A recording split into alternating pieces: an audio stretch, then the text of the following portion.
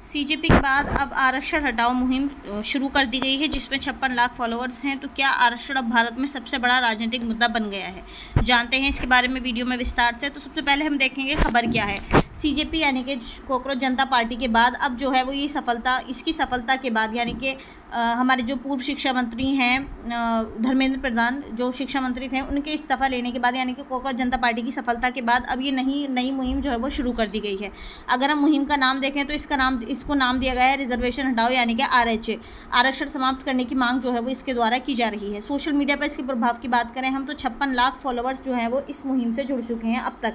इसके प्लेटफॉर्म की अगर हम देखें तो सोशल मीडिया पर जो है वो ट्रेंडिंग हो रहा है लगातार और युवाओं में जो है वो चर्चा का विषय बना हुआ है। लेकिन हम इन सबसे पहले जो है वो जानेंगे कि ये आरक्षण हटाओ के लिए ये आरक्षण जो है वो क्या है। इसके बारे में अगर हम देखें तो सबसे पहले हम देखेंगे कि संविधान में अनुच्छेद 15 के क्लॉज 4 में और 16 के क्लॉज 4 में, इसी के साथ 340 में SC ST OBC के लिए जो है वो ये मतलब आरक्षण का प्रावधान दिया गया है। इसके उद्देश्य की अगर हम बात करें यानी कि आरक्षण का उद्देश्य जो है वो क्या रहा था, ऐतिहासिक भेदभाव को दूर करना। अगर हम ऐतिहासिक भेदभाव को देखें तो हम देखेंगे कि वैदिक पीरियड में हमने जो है वो अपने समाज को 4 भागों में विभाजित कर रखा था, जिसमें ब्राह्मण, क्षत्रिय, वैश्य और शूद्र जो है वो आते थे। तो ब्राह्मणों को जो है वो पूजा पाठ पढ़ने का काम जो है वो ब्राह्मणों का था। इसी के साथ क्षत्रिय जो है वो राजा बनते थे या फिर युद्ध लड़ते थे और वैश्य जो है वो व्यापार करते थे। लेकिन जो चौथा वर्ग जो था, ये चौथा जो वर्ग था शूद्र, उनको जो है वो ये तीनों की सेवाएं करता था। इनको जो है वो बहुत से अधिकारों से वंचित रखा गया था, जिसमें हम कह सकते हैं कि इनको पढ़ने का अधिकार नहीं था, वेदों को पढ़ने का अधिकार नहीं था, शिक्षा ग्रहण करने का अधिकार भी जो है वो इनको नहीं दिया गया था। इसी के साथ अगर हम देखें तो कि सार्वजनिक जो चीज़ें होती हैं, सार्वजनिक कुएँ होते हैं या सार्वजनिक जो मतलब सड़कें होती हैं, उन पर चलने का भी अधिकार जो है वो इनको नहीं था। तो एक वो समुदाय जिसको एक लंबे समय से जो है वो जिसको सप्रेस किया गया हो या फिर जिसको जो है वो इतना दबा कर रखा गया हो, उसको इस भेदभाव से उसको ऊपर उठाने के लिए या फिर सामाजिक या फिर शैक्षिक समानता देने के लिए जो है वो आरक्षण का प्रावधान हमारे संविधान के जो निर्माता थे उनके द्वारा जो है वो यहाँ पर ये किया गया था। अगर हम इसको और आसान एग्जाम्पल से समझें तो हम देखें कि अगर हम 2 बच्चों को मतलब 2 बच्चे हैं, एक के पास जो है वो रिसोर्सेज उसकी ज़रूरत से भी ज़्यादा हैं और एक दूसरे के पास जो है वो उसकी ज़रूरत के भी रिसोर्सेज नहीं है।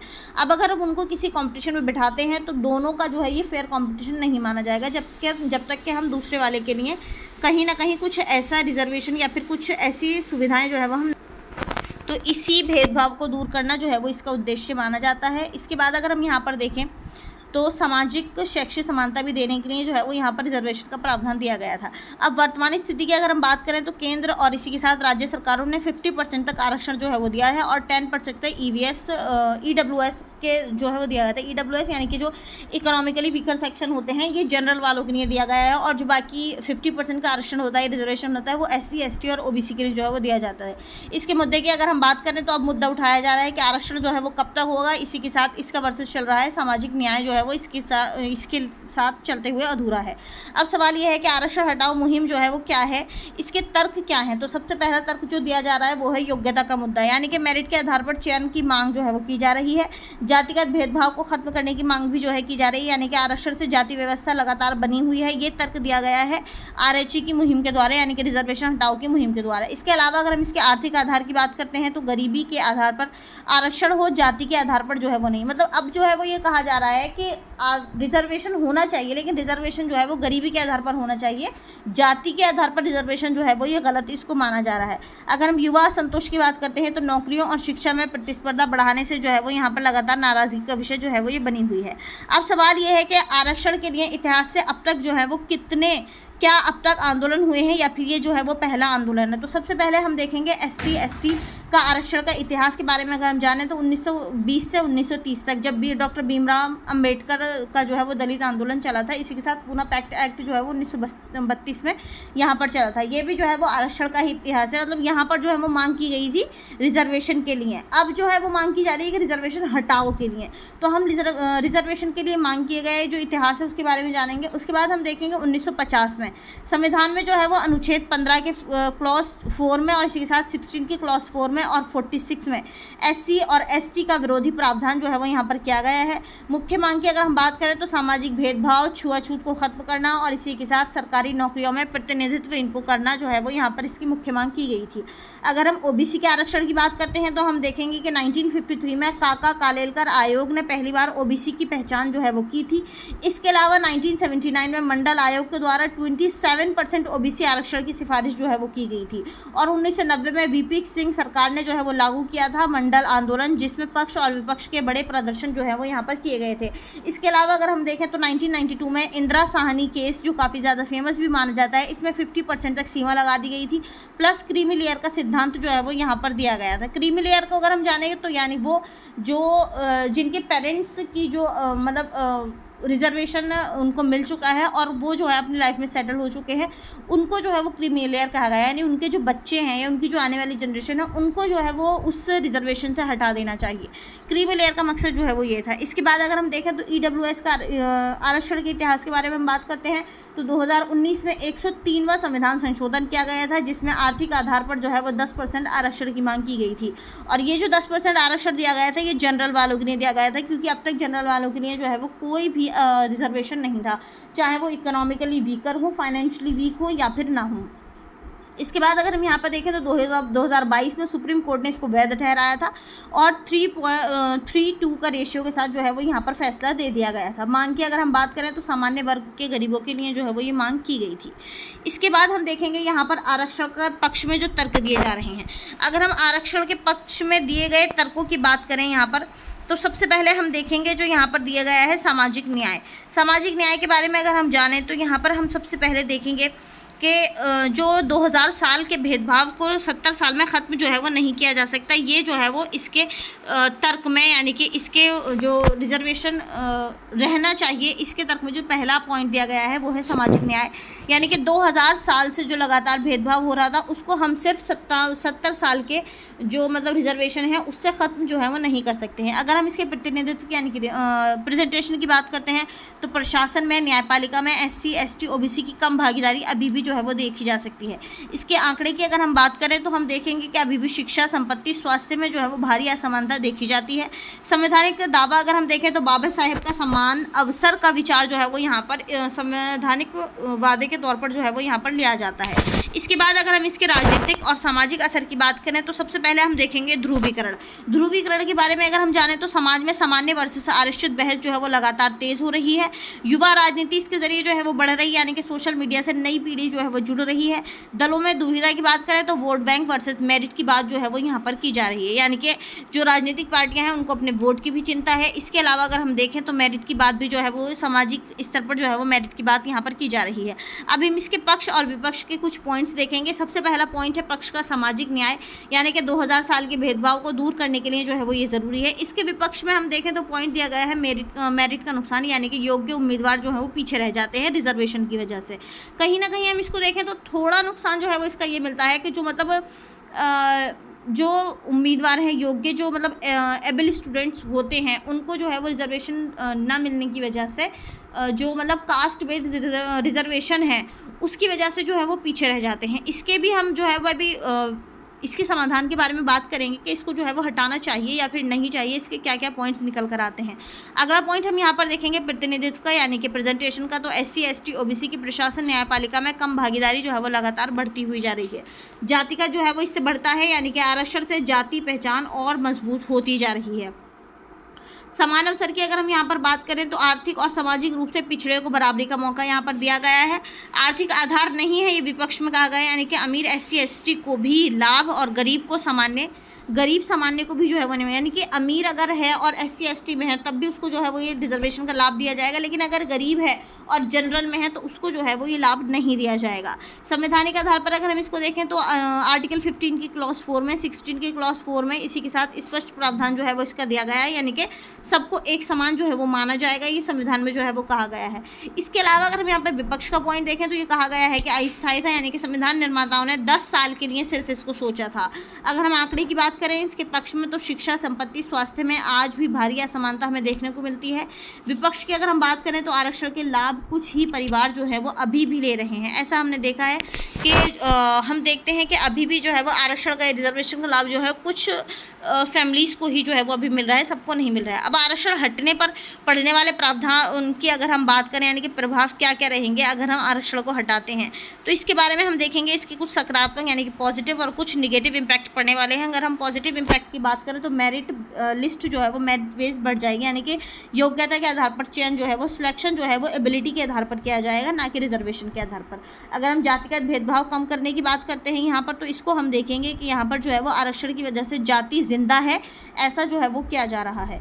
प्रशासनिक दक्षता की अगर हम बात करें यहाँ पर तो योग्य लोग जो है वो आएंगे, ऐसा जो है वो माना जा रहा है कि इससे जो है वो प्रशासनिक दक्षता भी बढ़ेगी। आरक्षण हटाना नहीं बल्कि आरक्षण को लक्षित बनाना जो है वो इसका समाधान है। ये इसकी जो है वो पॉजिटिव पॉइंट्स निकल कर आ रहे हैं।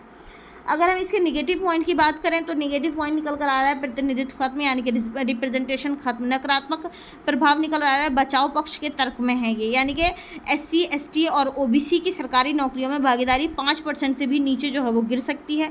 ये इसके नकारात्मक पॉइंट है अगर हम इसको जो है वो खत्म करते हैं। असमानता बढ़ेगी, यानी कि शिक्षा संपत्ति से पहले ही 10 गुना का अंतर जो है वो देखा जा रहा है, तो ये जो अंतर है ये और ज़्यादा बढ़ जाएगा।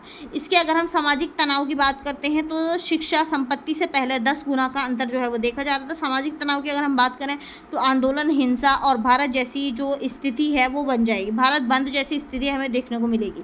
इसके बाद अगर हम यहाँ पर संवैधानिक संकट की बात करते हैं तो आर्टिकल 15 और 16 का उल्लंघन जो है वो यहाँ पर किया जाएगा इसको हटाने की वजह से। अब सवाल यहाँ पर यह है कि क्या कदम उठाए जाएं जिससे जो है वो समाधान निकल कर आता है। तो सबसे पहले हम देखेंगे क्रीमी लेयर, जिसके बारे में अभी हमने बात की थी कि क्रीमी लेयर जो है वो आखिर असल में है क्या। मतलब यह है कि OBC में जो अमीर तबका है और जिनके पेरेंट्स की आय 8 लाख प्रति वर्ष से जो है वो ज़्यादा है, उनको जो है वो इस कैटेगरी में रखा जाएगा।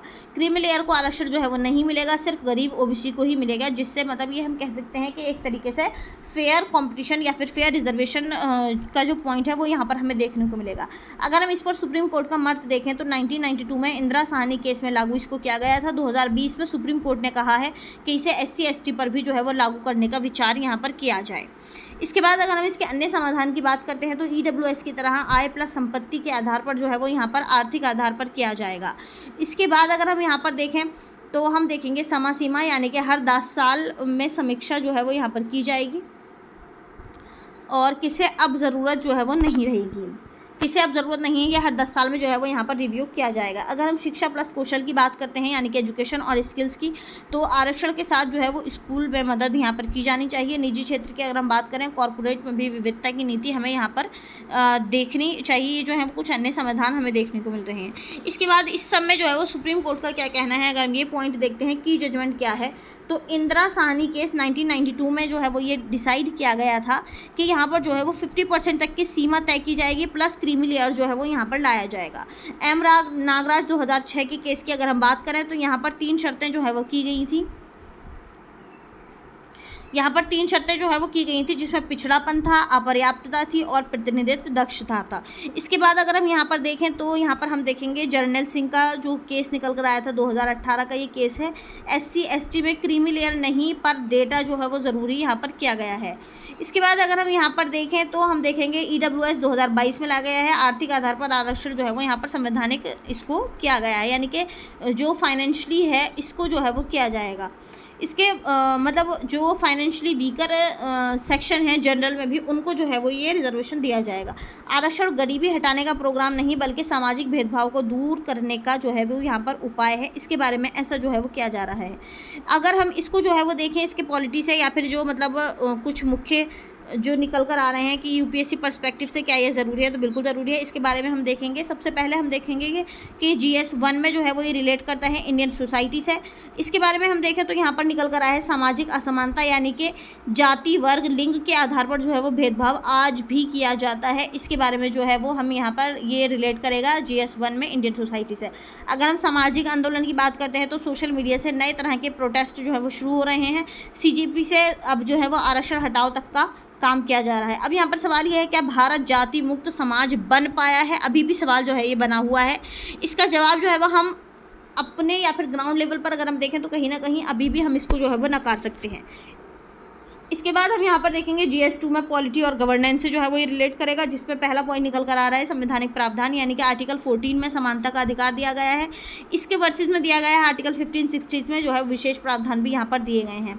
इसके बाद अगर हम यहाँ पर देखें तो सर्वोच्च न्यायालय के फैसले यानी कि सुप्रीम कोर्ट के कुछ फैसले निकल कर आ रहे हैं, जिसमें इंदिरा साहनी का केस है 1992 में, जिसमें 50% तक की सीमा जो है वो कर दी गई थी, और इसी के साथ क्रीमी लेयर जो है वो इसको खत्म करने, क्रीमी लेयर का जो प्रावधान है वो यहाँ पर दिया गया था। अगर हम राज्य की भूमिका की इसमें बात करते हैं तो सकारात्मक भेदभाव यानी कि पॉजिटिव डिस्क्रिमिनेशन की नीति जो है वो यहाँ पर की जाएगी, यानी कि आरक्षण देना एक तरीके से बाकी सबके साथ तो डिस्क्रिमिनेशन है, लेकिन ये डिस्क्रिमिनेशन जो है कि सकारात्मक यानी कि पॉजिटिव है। जो एक पिछड़ा वर्ग है उसको जो है वो सामान्य वर्ग की श्रेणी में लाने के लिए रिजर्वेशन दिया जा रहा है। तो ये डिस्क्रिमिनेशन जो राज्य के द्वारा किया जा रहा है ये जो है वो पॉजिटिव डिस्क्रिमिनेशन है, सकारात्मक हम कह सकते हैं भेदभाव है, और ये जो है वो किया जा सकता है। यहाँ पर सकारात्मक भेदभाव की नीति जो है वो राज्य के द्वारा लगाई जाती है। अगर हम इसमें चुनौतियों की बात करें तो संतुलन और सामाजिक न्याय प्लस प्रशासनिक दक्षता जो है वो हमें यहाँ पर देखने को मिलेगी। अगले पॉइंट में हम यहाँ पर देखेंगे ये जो है वो रिलेट करेगा GS4 में एथिक्स से, यानी कि समानता वर्सेस न्याय की बात यहाँ पर की जा रही है। Formal equality versus substantive equality, यानी कि एक होता है इक्वालिटी, एक होता है इक्विटी। इक्वालिटी को हम देखें तो यहाँ पर ये इक्वालिटी जो है वो समानता को बताती है, और इक्विटी अगर हम देखें तो यहाँ पर बताती है कि जिसको जितनी ज़रूरत है उसको उतना प्रावधान दिया जाए।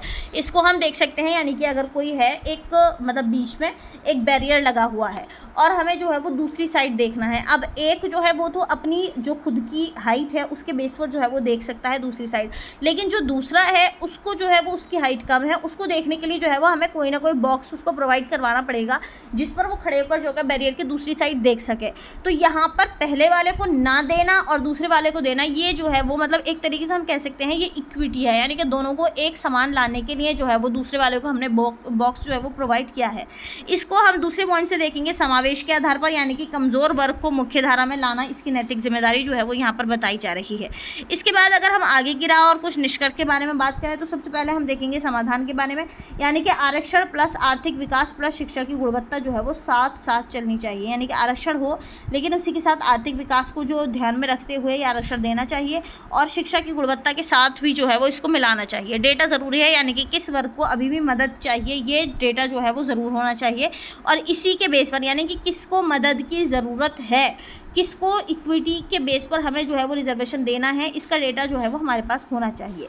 यहाँ पर संवाद की अगर हम बात करें तो टकराव नहीं बल्कि संवैधानिक तरीके से बहस जो है वो की जानी चाहिए। आरक्षण समस्या नहीं है बल्कि असमानता समस्या है। अगर हम मेन पॉइंट पर यहाँ पर निकल कर आए लास्ट लाइन पे कि क्या आरक्षण को समाप्त करना चाहिए या नहीं, तो इसको जो है वो हम अगर एक लाइन में समझें तो आरक्षण जो है वो समस्या नहीं है बल्कि असमानता जो है वो समस्या है।